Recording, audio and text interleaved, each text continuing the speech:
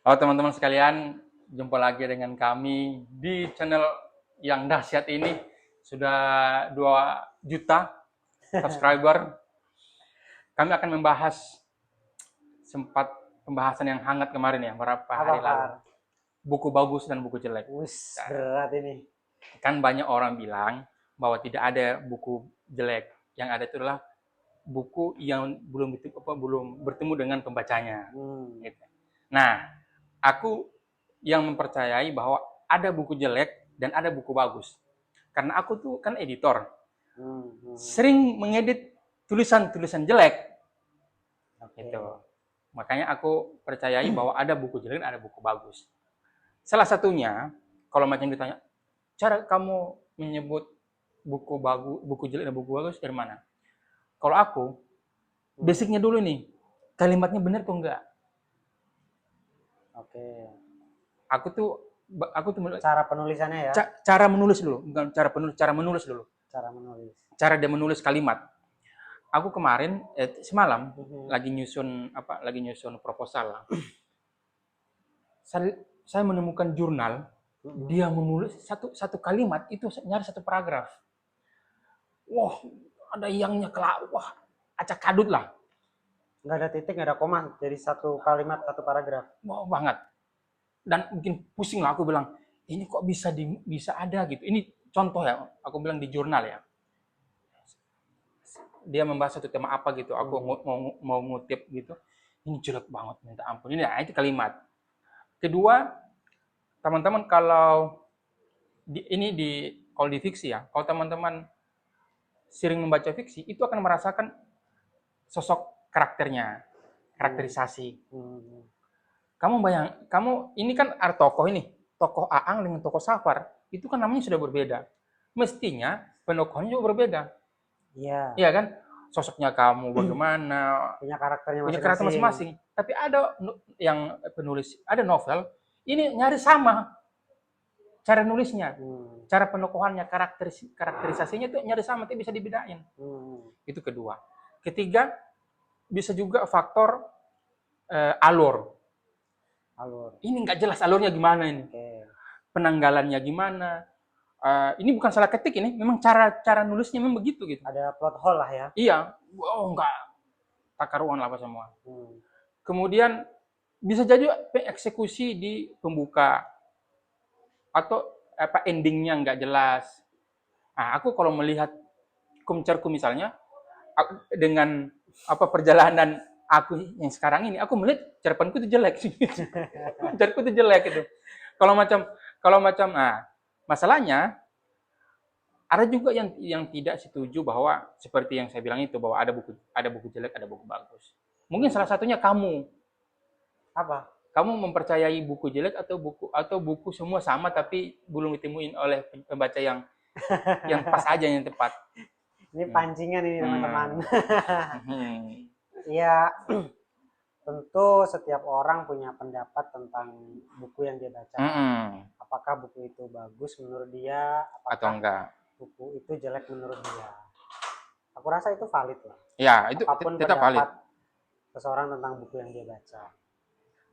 Yang aku lihat sebenarnya bukan itu. Tetapi ketika orang hanya mengatakan buku itu jelek tanpa penjelasan, tanpa review atau tanpa ulasan yang menjelaskan kenapa dia Jelek. berkata bahwa buku yang dia baca itu jelek Oke. Okay. Kamu berarti di harus situ. ada reasoningnya. Dan sebaliknya, ya, dan sebaliknya ketika ada orang berkata, wah buku Bagus. itu bagus, Apa gitu? apa yang membuat Itu itu bagus. bagus gitu. Nah, alasannya kan bisa bermacam-macam seperti yang udah kamu sebutkan tadi. Hmm. Dari cara menulisnya, dari penokohannya, dari alurnya. Hmm. Bisa jadi juga dari perspektif penulisnya dalam cerita gitu. Iya. Apakah perspektifnya ini Berpihak pada siapa? berpihak kepada siapa dan Hmm. sebagainya gitu. Hmm. Itu bisa jadi dasar orang mengatakan bahwa buku ini jelek atau buku itu bagus. Masalahnya adalah kadang di media sosial terutama orang tanpa penjelasan hanya mengatakan buku ini jelek, Jelek. buku ini bagus. Nah, itu yang akhirnya menurut aku membuat apa ya, membuat diskusi buku jadi tidak berkembang menurutku. Pada akhirnya hanya sekedar ada dua kubu yang membela buku yang dia baca dan kubu yang tidak suka dengan buku tersebut gitu loh. Karena tidak ada penjelasan tentang bukunya gitu, hanya jelek dan bagus gitu. Seperti itu sih aku melihatnya. Tapi aku coba kamu. Kenapa? Nyala nggak? Nyala. Masih aja gitu ya. Tapi kan kamu di tweetmu itu, di utasmu itu bilang bahwa di bagian akhir yang bikin aku juga bikin quote gitu. Ya. Kan kamu bilang bahwa itu tanda kutip apa? Apa? Tanda kutip apa? Bukan meremehkan. Apa ayo? Membunuh ya? Apa? Enggak. Ntar aku lihat dulu. Aku lihat dulu di X ya. Bahaya ini teman-teman, dia memancing saya untuk berkomentar di sini. Kita cek dulu. Kita cek dulu. Apa sih Pak? Aku nggak inget aku nulis apa ya di Twitter. Jangan-jangan kamu sudah hapus ini. Menindas. Dia kan bilang bahwa perkataan gini. Kalau kamu cuma bilang buku ini bagus atau jelek, pengetahuanmu hanya akan menindas orang lain. Nah, ini istilahnya kita harus tanya langsung ini supaya jelas ini. Ini maksudnya apa yang menindas ini, dan orang lain siapa gitu? Ya. Ya kan aku di situ katakan bahwa sebelumnya kan kamu sudah katakan tadi harus ada alasannya. Ya, gimana ya bilangnya? Siapa orangnya tuh menurut aku ya bisa siapa saja ya gitu. Ketika aku di situ, kalau kamu bilang ini kan berarti ada subjeknya Pak. Ya. Aku ke orang lain. Karena bilang ya kan, bisa ke kamu misalkan secara langsung gitu, bisa lewat media sosial. Oke. Gitu. Menindas orang lain, ini orang lain siapa, pembaca atau penulis? Bisa siapa saja. Tentu yang dibilangin tadi. Misalkan aku bilang sama kamu, Far, kamu suka buku A gitu. Terus aku bilang, buku itu jelek Far. Kamu bisa merasa tertindas dengan pendapatku itu. Ada yang merasa tertindas gitu? Bisa aja. Padahal kan yang diomongkan subjeknya, dan kamu sebagai pembaca tidak punya ikatan emosional dengan pembaca. Seharusnya yang tersinggung si penulis. Pembaca tidak, ya aku hanya membaca, ya sudah, kalau jelek ya sudah. Kan dia bilang, bagus. Safar, buku itu jelek, ada subjeknya. Kamu gitu. Misalnya begini, bukan ngomong sendiri. Misalnya gini, buku disabilitas jelek, bukumu. Bukuku. Bukan disabilitasnya, buku disabilitasmu jelek. Kalau aku sebagai penulis ya nggak masalah. Oke. Aku begini ya. Buku disabilitas ini, kamu bukan penulis ya. Di luar kamu pembaca. Kamu bilang begini ya. Buku disabilitas itu bagus. Terus aku bilang, enggak, aku sudah telusuri apa semua itu jelek. Nah, kamu maksudmu ini yang menindas orang lain itu kamu ya sebagai pembaca ya? Sebagai orang yang mendengar kamu bilang buku itu jelek. Kenapa? Tiba-tiba kamu menyebut bahwa itu dia tertindas. Ya karena tadi gitu ya.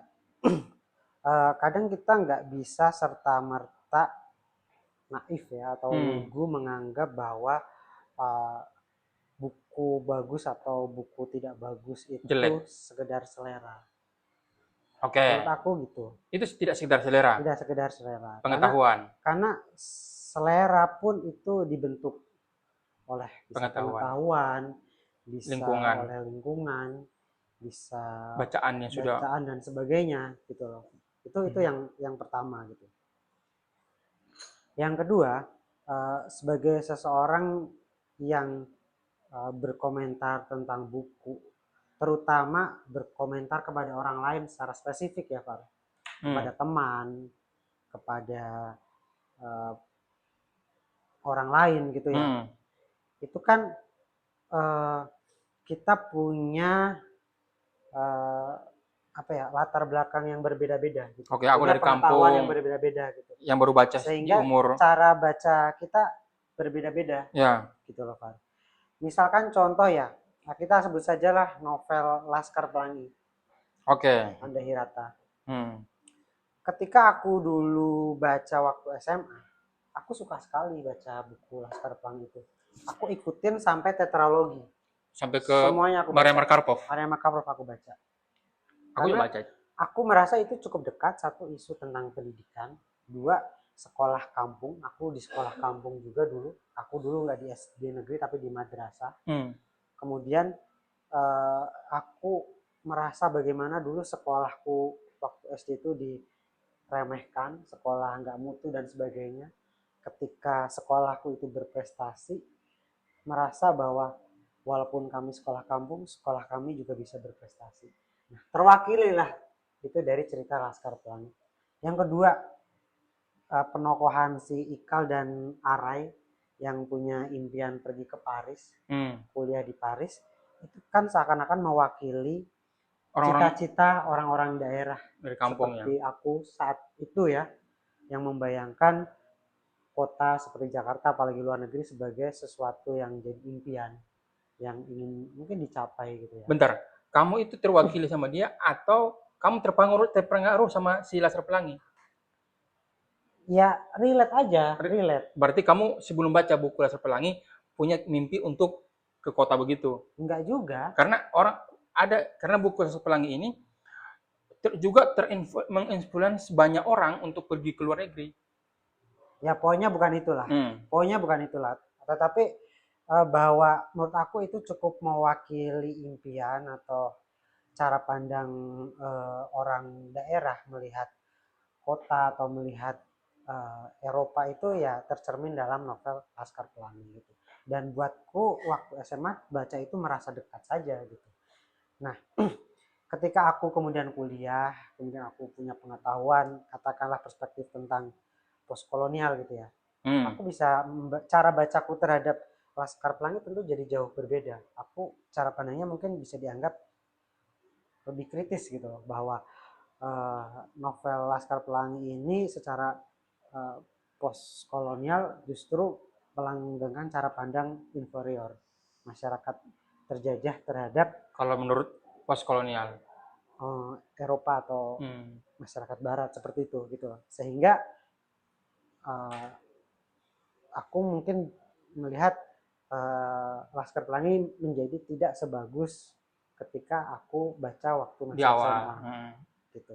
Nah, tidak semua orang punya kesempatan atau pengalaman seperti aku yang membaca di postkolonial itu. Ya, punya pengetahuan, punya pendidikan, punya bacaan dan sebagainya sehingga punya perspektif yang lebih luas terhadap suatu buku atau bacaan.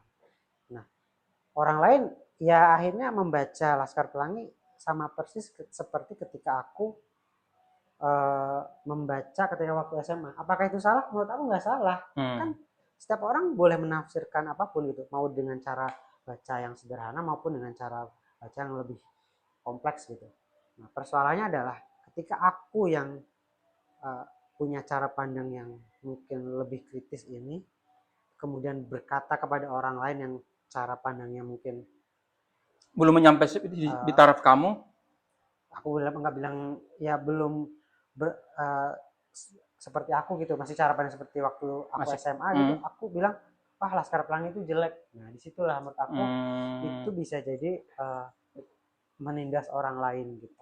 Aku sudah dong.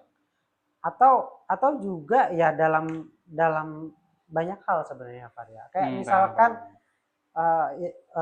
sebenarnya influencer buku ya, ketika dia mempromosikan atau membuat review sebuah buku gitu ya, secara tidak langsung kan itu mempengaruhi juga orang lain atau pembaca ketika mengetahui reviewnya tersebut gitu. Ketika ada influencer buku bilang buku jelek, Pramudia Anantatur jelek misalkan gitu. Dia akan biar aja nggak perlu misalkan juga bilang aja jelek. Dia mungkin akan berpikir atau terpengaruh kan. Wah, kok dia bilang buku itu jelek gitu. Ketika dia merasa wah dia kan influencer, bacanya udah banyak, dia akademisi, inferior jadi. Nah, sementara aku insecure, siapa? Insecure. Semacam itu gitu. Ya aku sih mau bilang kayak penting juga kita sebagai pembaca untuk menyadari hal semacam itu gitu. Bahwa jangan serta-merta menganggap bacaan orang lain itu jelek atau kurang bagus atau cara baca orang lain itu dangkal karena kita punya privilege yang nggak dimiliki oleh orang lain. Paham. Itu sih Far sebenarnya. Kalau aku sih misalnya begini, aku juga kan pembaca, aku tuh baca Tirili satu buku yang apa, daun jatuh tak membenci angin. Iya, daun jatuh tak pernah membenci angin. Iya. Dan itu menjadi trauma sama untuk tidak membaca bukunya yang lain gitu. Terus temanku yang pembaca Tirili ini, pasti kamu tahu juga tuh, bilang gini, Far, kamu membaca buku yang tidak tepat. Coba kamu membaca buku Tirili yang lain. Aku bacalah Bumi. Bumi itu kalau nggak salah latarnya di kapal, mau pergi ke Mekah. Itu nggak selesai juga, nggak mampu. Nggak selesai. Kalau yang pertama itu selesai karena tipis. Tapi aku dulu sudah lupa sekarang ceritanya gimana. Kalau yang kedua itu Bumi hanya separuh. Nah, aku juga membaca Laskar Pelangi, Sang Pemimpi, terus Endensor, dan Maria Karpov. Tapi kalau ditanya apakah misalnya kalau ada orang lain bilang itu jelek, aku nggak membantah dan nggak tersinggung. Kalau aku ya, nggak tahu kalau orang lain ya. Atau misalnya aku barusan baca buku yang bagus yang jelek menurut orang lain, tapi saya baca. Iya. Dan menurutku nggak ada persoalan gitu. Karena aku meyakini untuk saat itu aku merasa itu bagus. Gitu. Aku nggak tahu apakah kesadaran ini mungkin juga privilege, ya kan? Kesadaran seperti aku ini mungkin hanya orang tertentu aja gitu. Karena aku melihat di media sosial ini, membaca buku itu sudah kayak bagian dari harkat martabat mereka gitu. Ya, aku bilang kayak sebagai pembaca itu kita ada kedewasaan juga, Pak. Ada proses kedewasaan sebagai seorang pembaca. Tidak, bukan itu menurutku itu. Jadi kayak misalkan kamu sudah mencapai kedewasaan, kayak ya udah terserah orang lain mau aku sudah bilang apa. Dalam taraf dewasa gitu. Entah dari bacaan yang sudah banyak, entah dari segi usia gitu. Nah, tapi kan kita nggak pernah tahu misalkan di media sosial, Pak. Pengguna media sosial kan banyak bocil-bocil SMP, SMA gitu yang baru kenal buku, yang bacanya mungkin belum banyak. Kemudian dia terpapar atau membaca statement orang lain yang bilang buku A jelek, buku B jelek. Nah, itu kan wajar kalau di usia mereka baper atau ke-trigger dan sebagainya. Jangan kamu berlebihan menilai itu. Sebab Tirili itu ya, nyaris penulis yang selalu dibilang bukunya jelek. Tapi kamu tahu nggak, bukunya si Tirili itu paling laris di antara lain.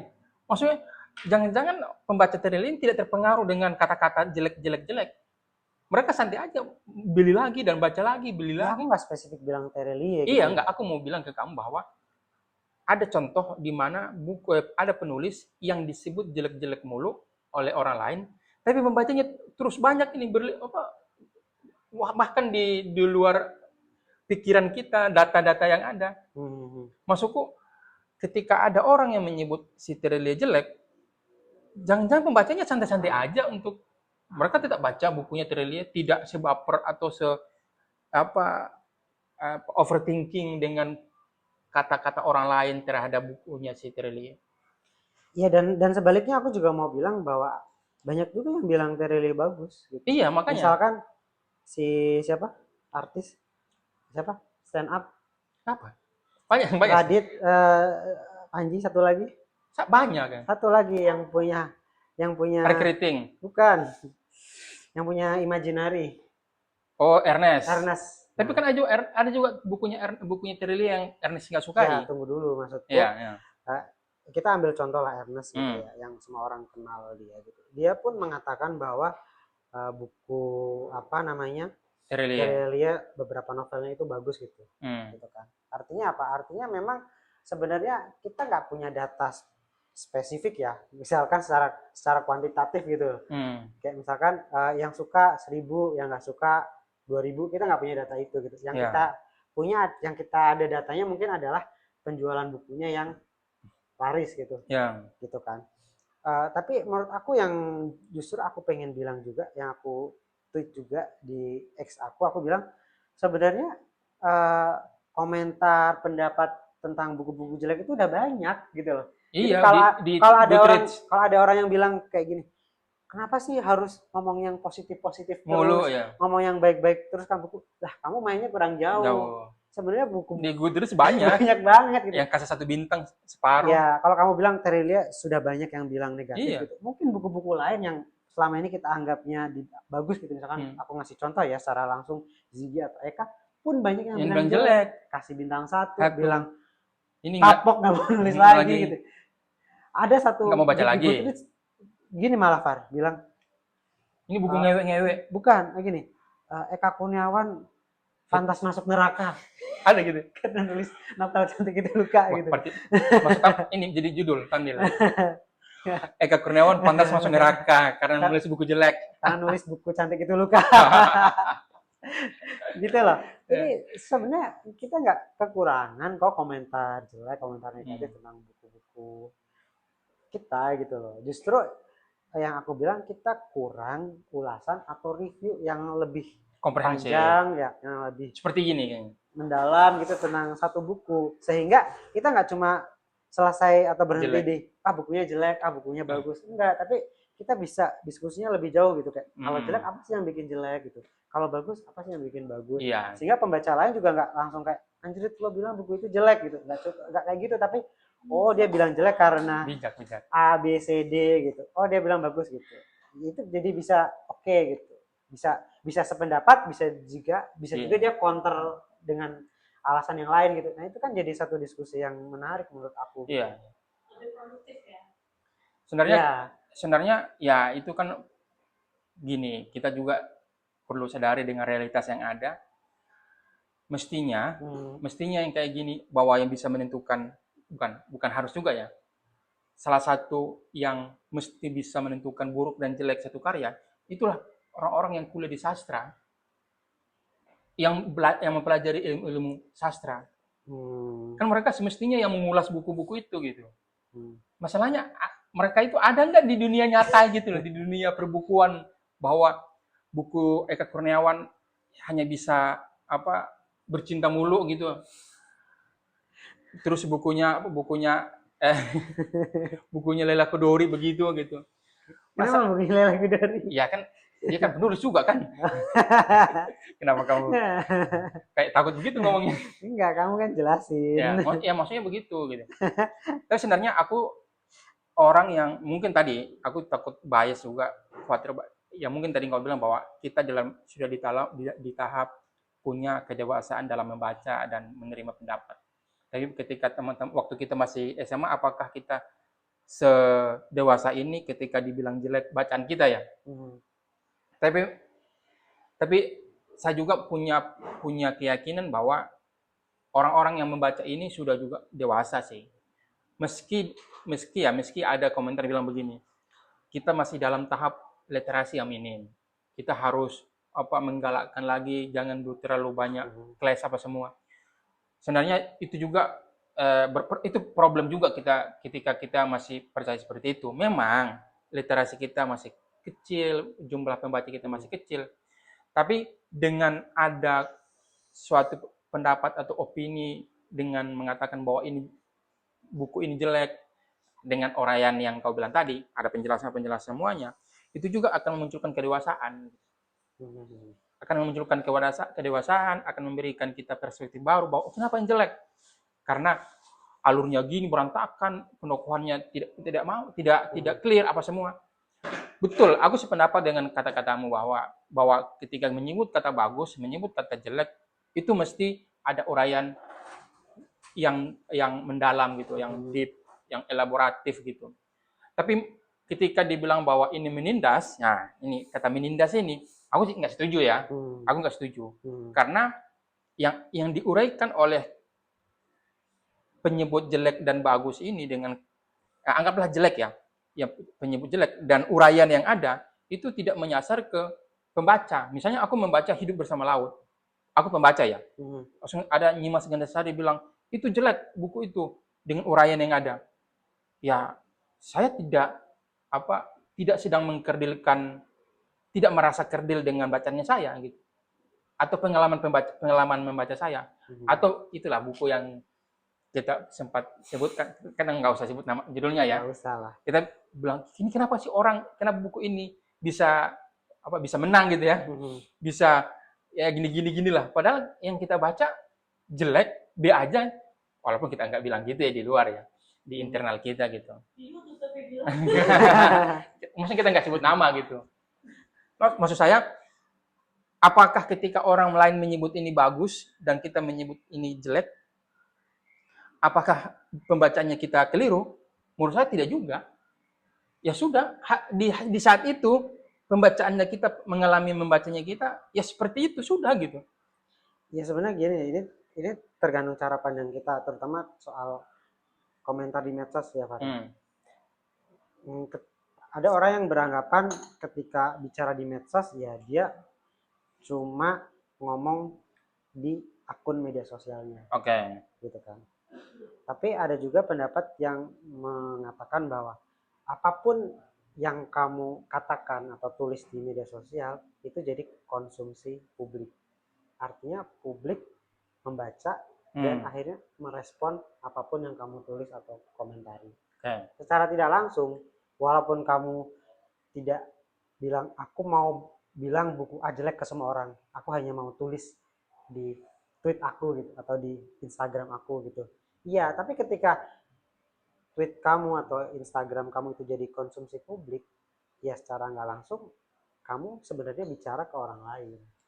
Gitu. Nah ini tergantung perspektifnya saja gitu menurut aku gitu. Mau melihatnya bagaimana gitu, atau apakah sekedar kayak ya udah aku cuma nge-tweet kok gitu, selesai di situ, atau kita melihat bahwa apapun yang kamu tulis, yang kamu komentari dibaca orang lain, ya secara nggak langsung kamu bicara sama orang lain. Gitu. Gitu sih. Tapi lebih dari itu Far, aku mau bilang ini sebenarnya Far. Aku merasa kita tuh perlu lebih banyak membicarakan atau meramaikan buku-buku penulis lokal.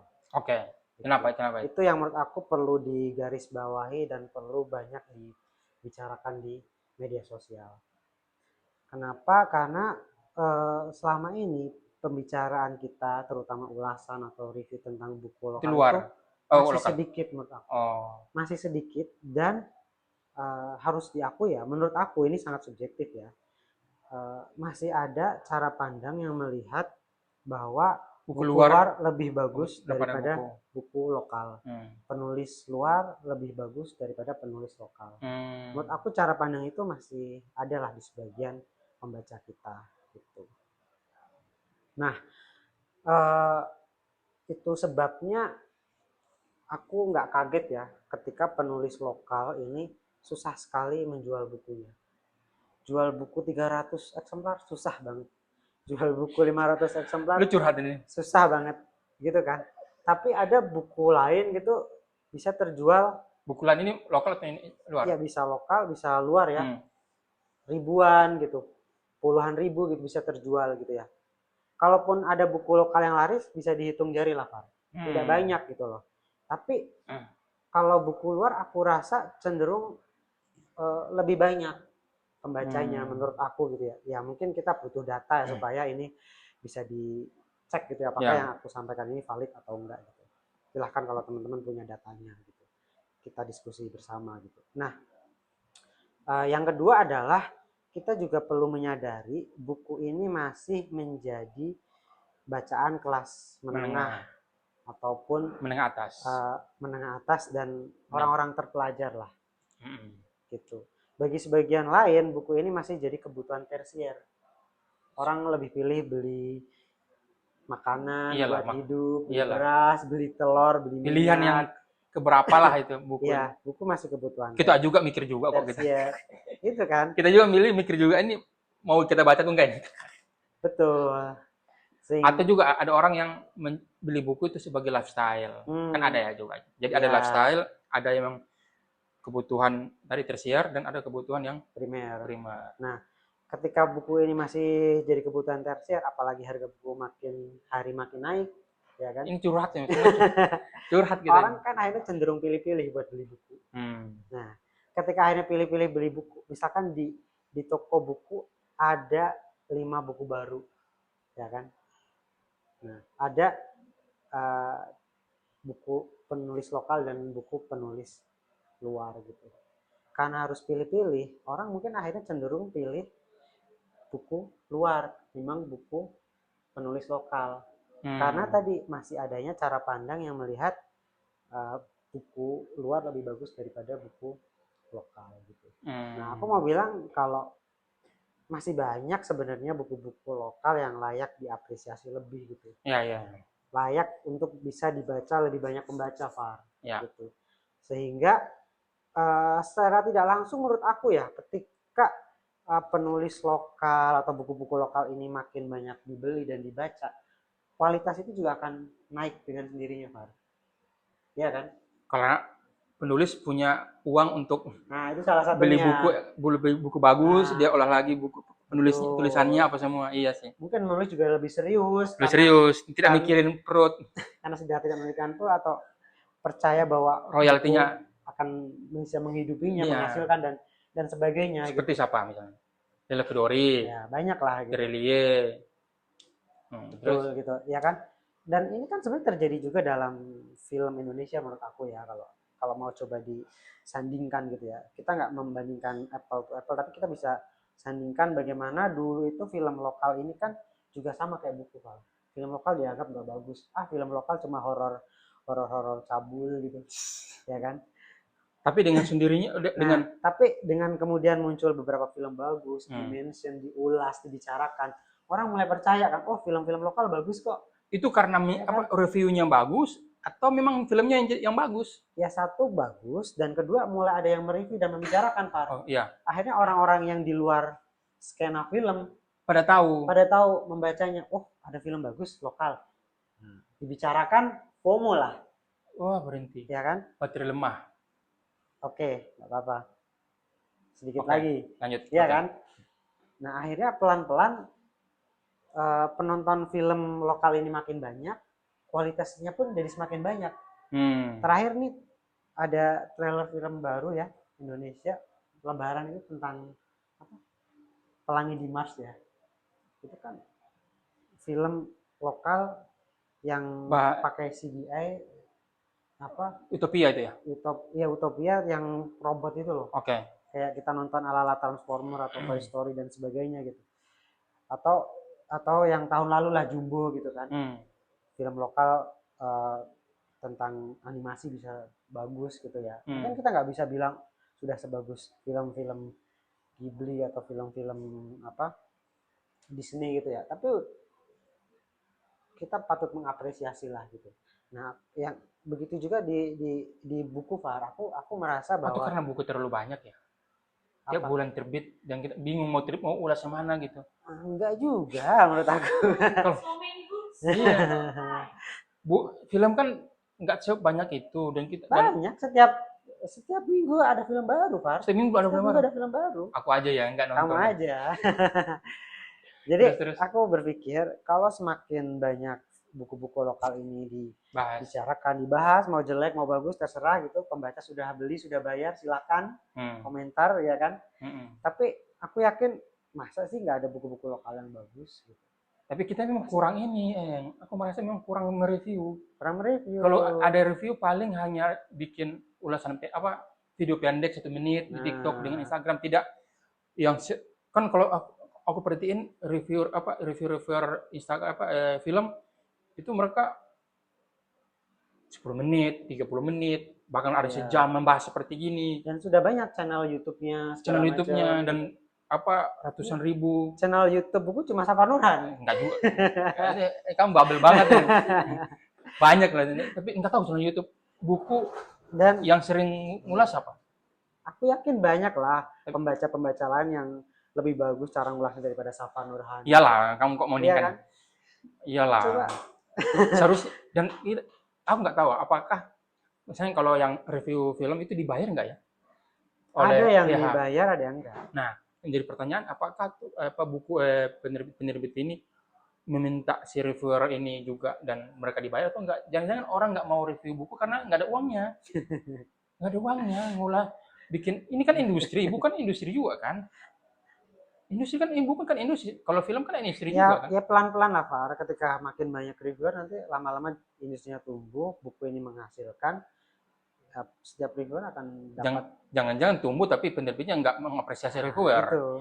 Janganlah teman-teman Dapat ya. uang Ya gede tolonglah tapi teman-teman penerbit dapat kirim buku dapat ke Safa Nurhan uang atau gede. reviewer buku supaya diulas bukunya gitu kan. Kalau misalnya ini, kalau film kan, kalau gala primernya kan diundang itu kan, influencer film kan. Terus aku nggak tahu apakah mereka dibayar atau enggak gitu.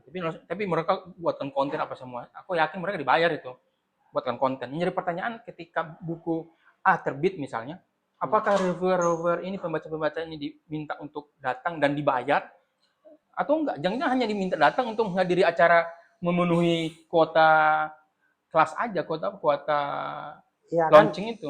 ya satu sisi kita harus mengakui Pak, angka kapital dari buku ini kan belum sebesar.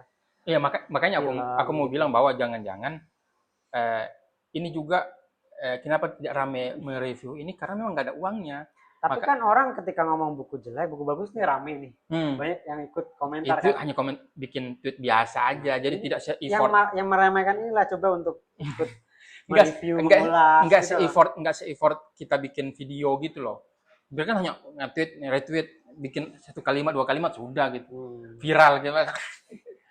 Tapi ya aku setuju sih kalau kita memang industri kita masih kalah jauh pembahasan kita. Atau kita mainnya kurang jauh. Gimana? Misalnya stand up macam Ernest Prakasa kan, mereka dia juga sutradara, dia juga PH. Mainnya di banyak tempat. Jadi dia pergi ke semua podcast untuk membahas filmnya. Nah, apakah kita ini, misalnya kamu lah baru mulai bikin buku, apakah kamu juga main-main seperti itu ke banyak podcast atau hanya ke aku? Jadi kita hanya berdua, bubble-nya kita aja, yang pembahasannya kita. Kalau mereka kan stand up komedian yang juga pemain film, mereka bikin podcast tiap hari, bikin konten tiap hari. Ya pernah kita ulas selalu ya, bahwa kalau mau mereka itu kalau mau bikin show atau mau bikin film, mereka tidak nanti launching filmnya, rilis filmnya baru mereka muncul. Mereka sudah buat konten dari jauh hari. Mereka rajin bikin konten, algoritmanya tersebar kemana-mana.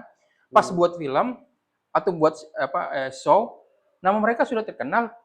Pas launching, mereka orang-orang yang sudah dari awal nonton si Ari Kriting misalnya, ini sudah mengenal, langsung beli aja.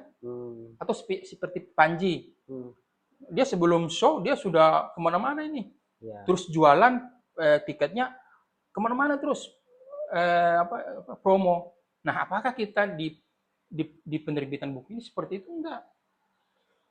Kita hanya main di kandang kita sendiri, ya itu masalahnya. Itu juga problemnya. Silakan teman-teman ikut komentar menanggapi soal ini. Gitu. Ini tadi kita hanya belum setelah kamu udah tutup, kamu udah pasrah ini dengan kondisi realitas. Nggak apa-apa, aku pengen dengar teman-teman tanggapannya seperti apa. Ya, kita mau dengar juga. Silakan. Ya, terus kamu pendapatnya gimana? Masih panjang ini. Ini baterainya udah lowbat tadi kan? Tadi hanya peringatan. Kalau lowbat langsung mati deh. Ya itu sih Far yang mau aku sampaikan sih tentang keributan atau keramaian buku kemarin. Tadi bahas buku yang jelek, buku bagus jelek, merambat ke hal-hal tadi ya. Ya sih. Ya kita ngomong ini juga bagian dari meramaikan industri perbukuan ini. Ya kita, dan menurutku kita ini sih memang juga harus main-main ke tempat lain juga Betul. Tidak hanya kalau orang kenal kita di sastra, jangan main di sastra lagi deh. Ngumpulnya jangan di situ-situ dulu gitu. Jangan hanya situ. Sana sono itu loh maksudnya. Kita cari, masalahnya kita mau berteman nggak? Mau cari teman baru nggak? Itu jadi persoalan gitu. Atau teman-teman pembaca buku silakan hubungi Safar kalau mau bikin konten bareng Safar, ulas buku, Safar dengan senang hati. Kalau macam dia penulis, misalnya mau launching buku, kita ngobrolin. Nah, maksudnya siapa yang mau subscriberku baru 2.000. Maksudnya kalau macam teman-teman mau launching buku, mau terbit buku, atau sudah baru terbit, ayo kita bahas. Betul. Ya, tapi bukunya dikasih ke aku lah. Masa hanya satu buku tidak bisa dikirim ke aku gitu loh, Mas. Nah, Itu sih. Atau misalnya kamu ada satu orang, misalnya saya tidak punya kesempatan untuk baca misalnya ya, tapi ada satu orang yang bisa. Jadi kita bertiga aja gitu. Misalnya kamu ada penulis, pengulas. Nah, saya saja. Jadi saya yang tanya-tanya kalian gitu. Jadi tidak punya waktu untuk baca bukumu, tapi ya baca-baca sedikit lah, gitu. Baru tanya-tanya lah gitu. Ya kan, berminimum lah kayak gitu ya. Tapi kalau macam memang kita mau deep, ya silakan kirim ke saya baca jauh hari apa semua, baru kita. Ya siapa lagi ya? Betul. Penutup, Par. Apa penutup? Kalau dari aku penutupnya gini. Buat penulis itu dia nggak merasa patah hati ketika bukunya dikritik atau dibilang jelek. Betul. Tapi dia akan merasa patah hati ketika bukunya itu tidak terjual dengan baik.